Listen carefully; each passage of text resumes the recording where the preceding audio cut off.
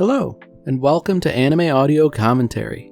Today I'll be commenting on episode 10 of Code Geass R2. If you'd like to watch along, then start watching now. So last we left off, there was a political marriage in the works between the Britannian Empire and the Chinese Federation, and, you know, there was certain factions at play here. And at the last minute, Lelouch decided to intervene and steal the bride away, putting him in a bit of a winning position whereby, you know, he could sort of effectively bend the Chinese Federation to his will.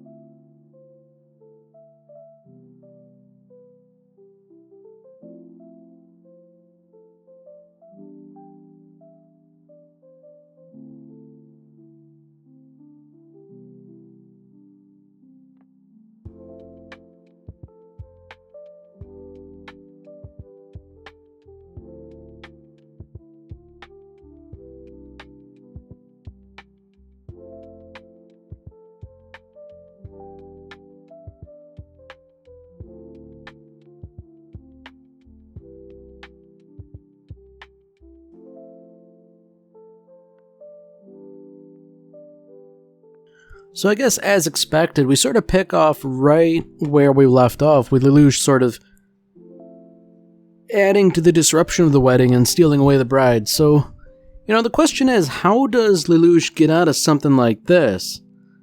Because, you know, on the one hand, a certain faction of Chinese Federation members were trying to interrupt this wedding, and Zero sort of aligned with them, but, you know, now that everything's, like, getting down to it, Zero has seemingly stabbed them in the back. And, you know, that's kind of a fair interpretation.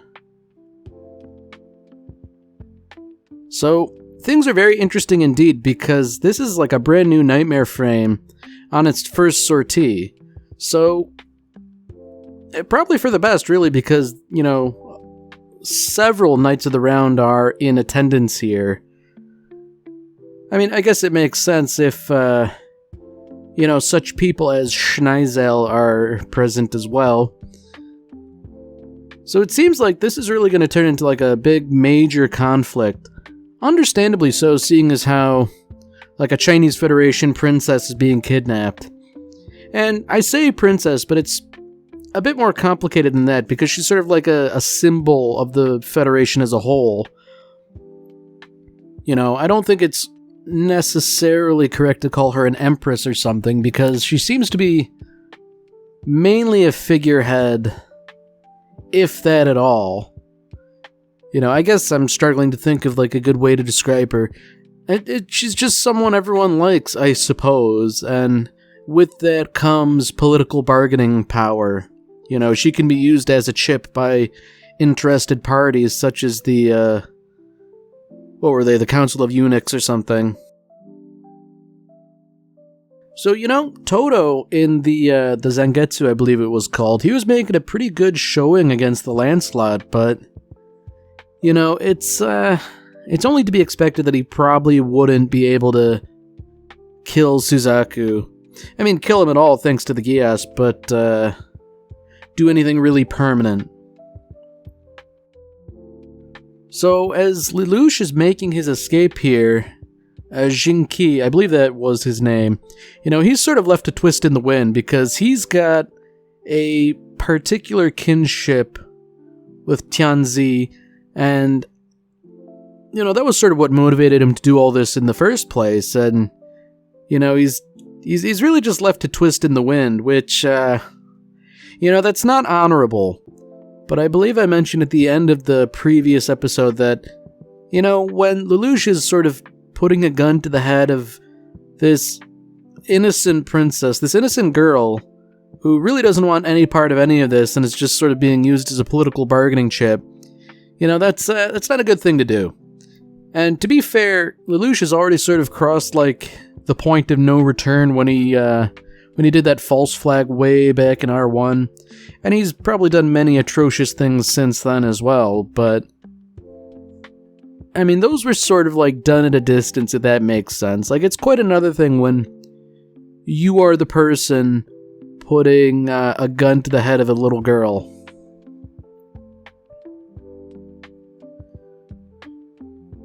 Ooh. Okay. So it seems like, I guess what I was thinking was kind of correct here, in that Lelouch wants to broker, something of an alliance. Maybe parts of the Chinese Federation will break off, join the United States of Japan, and sort of work in opposition against the Britannian Empire.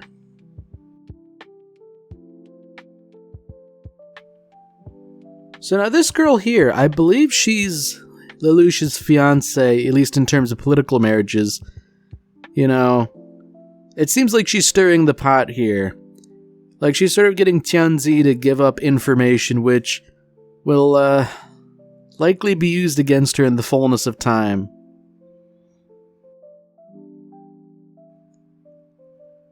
Ooh. So, when you have some guy who's kind of been there from the beginning asking about what his position should be in the organization, it's probably not going to be good, Because he's saying, oh, I could take care of, finance or something like that. I don't know, man. So it's unfortunate that everything was just sort of ticking along nice and easy and all that, but then the bridge is out. And it seems like Lelouch had actually prepared for this. Okay. So he's just really intending to ensnare the Chinese forces and, demolish them. I feel like maybe the bridge didn't have to be out for that to occur. I feel like he could still lure them into a trap anyways.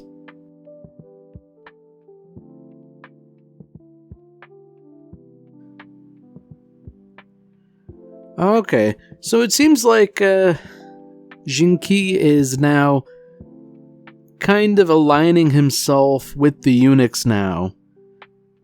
Now, of course, this is only a fractious coalition at best, because he doesn't want them to just sell off Tianzi as they would do otherwise. But,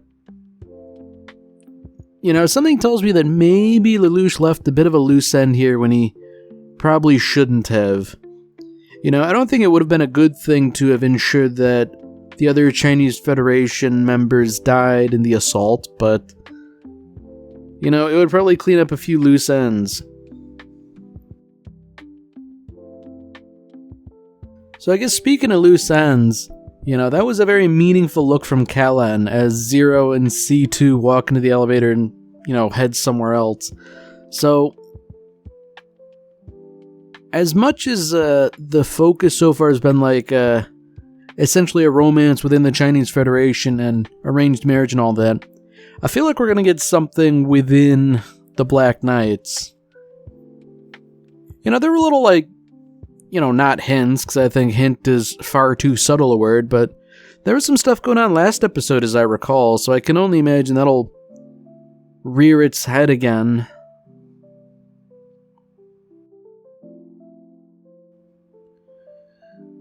So, if there's something that's outside of their operating parameters going on here, I can only imagine this is good old Agent Orange, I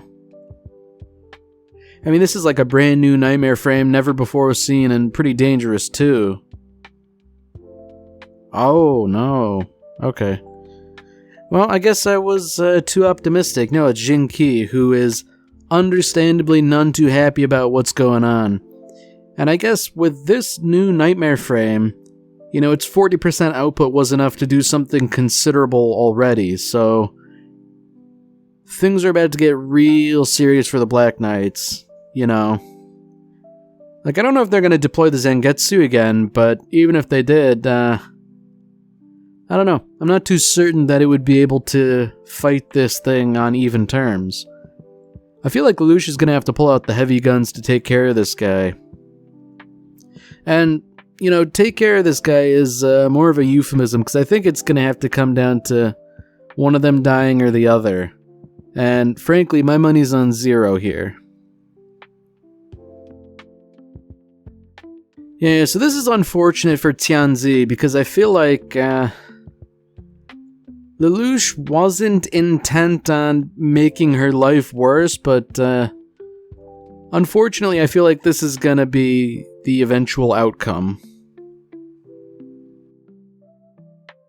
So for now, Kalen's the only one able to fight, which that's not great, The Guren is considerably powerful, having contended with Knights of the Round before, but this seems like a different order of magnitude. And it would certainly be better if the Black Knights could fight en masse, or at least, with multiple nightmare frames active.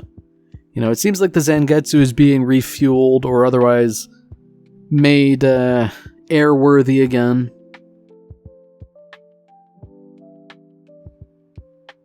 So it's interesting that Lelouch's pet scientist knows of the Shenhu and how it's apparently dangerous and extremely high spec. So, this doesn't exactly give me confidence that Lelouch is going to get out of this entirely unscathed. So, at least they have someone who sort of knows the technical details about this thing. But I don't know. I don't know how much, some technical information is going to do in a fight like this. Because, even if you can transmit this information to Kalen, there's only so much you can do to exploit it in the middle of a fight, And clearly, Jinqi is serious, saying okay, well, I guess I have to kill you. Ah, boy. So it seems like Kalen, in her haste to get into combat, she didn't really refill, what would you call it, the fuel, I suppose. So, very unfortunate. And now Jinqi has a bargaining chip. Kalen might not be worth Tianzi's life, but, I don't know. I guess I'm not entirely sure whether Lelouch would just sell her out or what. But it seems like with more Chinese Federation forces piling in, things are about to get very dire indeed.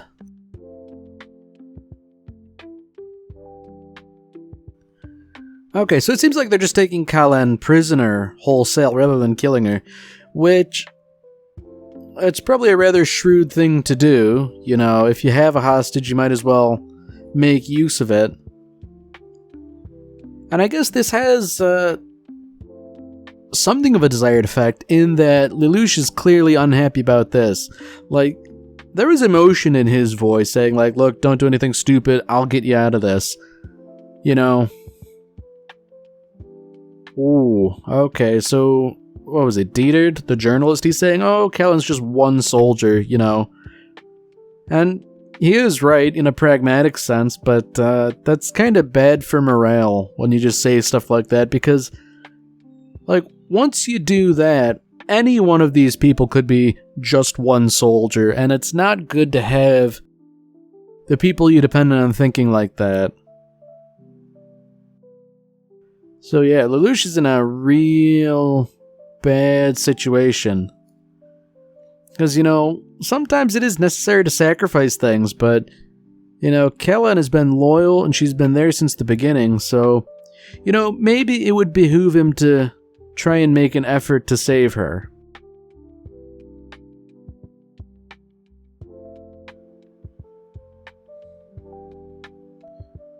Okay. So that's, not good. The possibility that the Indian army has betrayed them, which I feel like Lelouch is just sort of talking big to, make it clear that, like, look, my priority is saving Callan without going right out and saying it explicitly.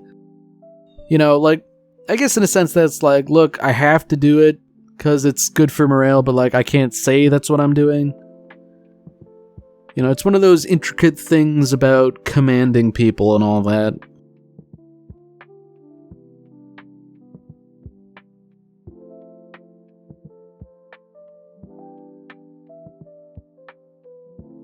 Ooh. So, some of the knights of the round are talking, and it seems like they've got an old picture of Lelouch, which indicates to me that perhaps they might be on the verge of discovering his true identity as a prince of the Britannian Empire. And at this point, I'm not sure what bearing a revelation like that could have other than breed animosity between him and the Japanese, but I don't know. That they know it might provide like a neat little vector of attack. That can sort of get in his head psychologically, I suppose.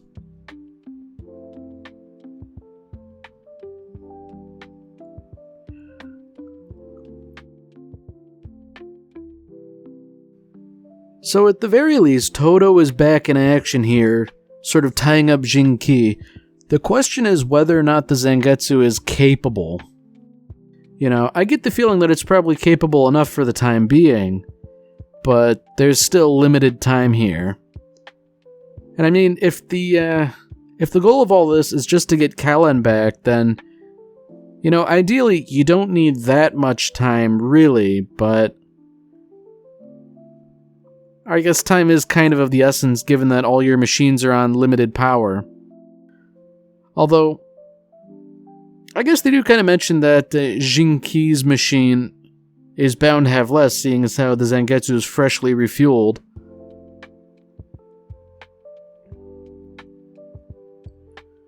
Ooh. So some of the eunuchs, they're of the understanding that they're relying a little too much on Jinki considering everything that's already happened.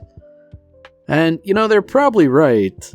If they don't have anything else that can stand up to Lelouch and his armies, then, that doesn't bode well.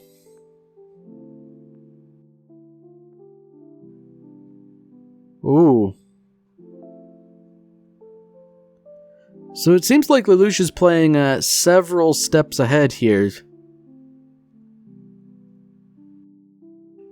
Or rather, he might be a couple steps behind. By flooding the field, I guess it's turned into like a quagmire.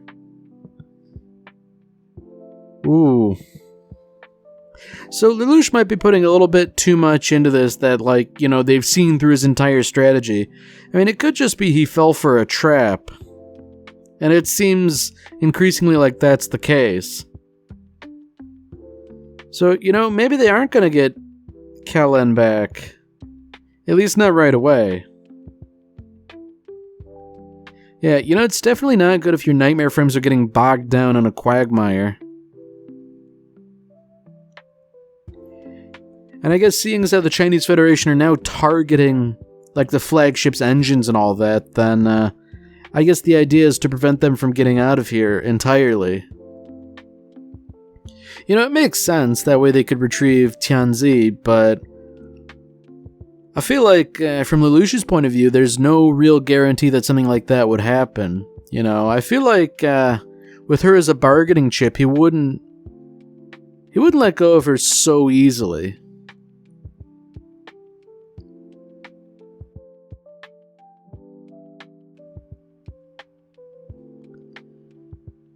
Alright, so it seems like things are coming down to a draw.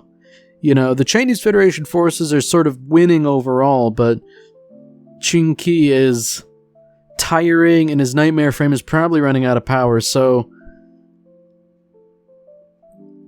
it seems just like time wasn't on his side even if the other factors were. And I guess, of course, Zero isn't entirely prepared to just cut and run.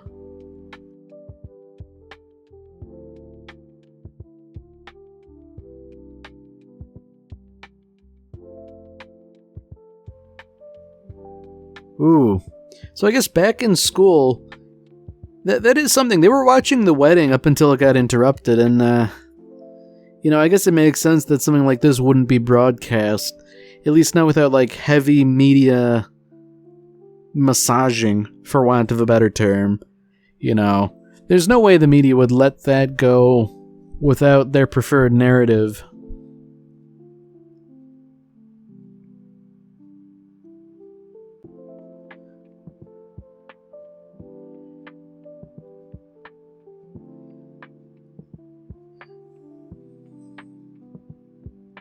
Yeah, so it seems like the situation is pretty darn dire, The Black Knights have retreated to a predetermined area, but, they're not out of the woods yet.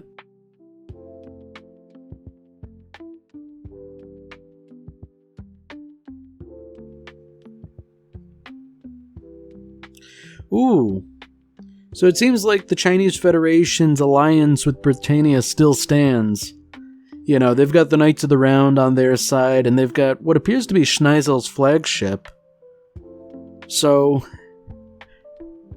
I guess from Jing Qi's perspective, this is something of a betrayal. That was kind of his issue, that they were sort of selling Tianzi for Britannian citizenship.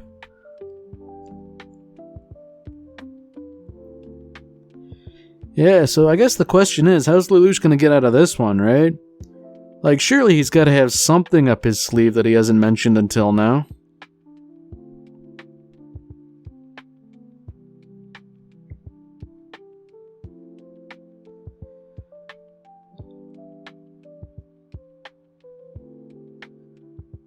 Alright, so Lelouch is just sort of, I guess, going back to class, or is that Rollo in disguise?